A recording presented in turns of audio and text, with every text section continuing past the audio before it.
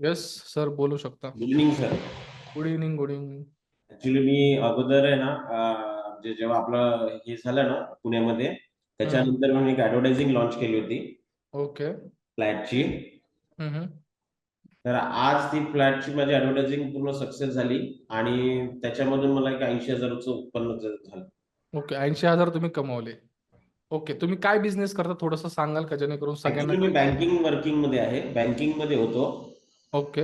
मग ते हळूहळू मी म्हणजे लोन डिपार्टमेंट मध्ये होतो, तर हळूहळू मी क्षेत्र म्हणजे चेंज करत गेलो, की मी आज 15 वर्षापासून या क्षेत्रामध्ये आहे.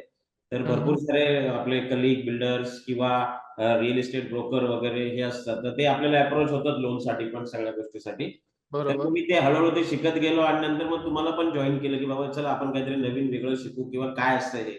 जास्त माझं लक्ष नव्हतं, पण तुमचं हे करत करत गेल्यानंतर मला थोडी तरी आयडिया आली.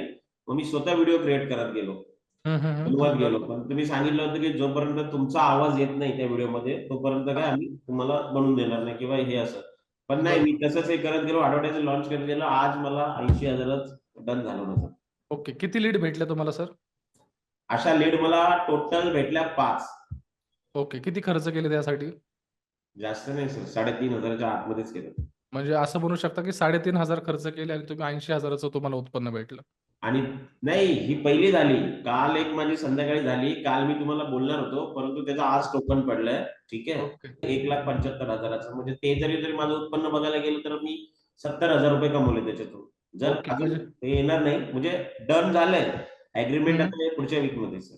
ओके, म्हणजे असं म्हणू शकता की 3,500 मध्ये तुम्ही जवळ-जवळ 1.5 लाखाचा बिझनेस केलेला आहे. खुश आहात तुम्ही? Sir thank you very much. खुश आहे, खूप खुश आहे.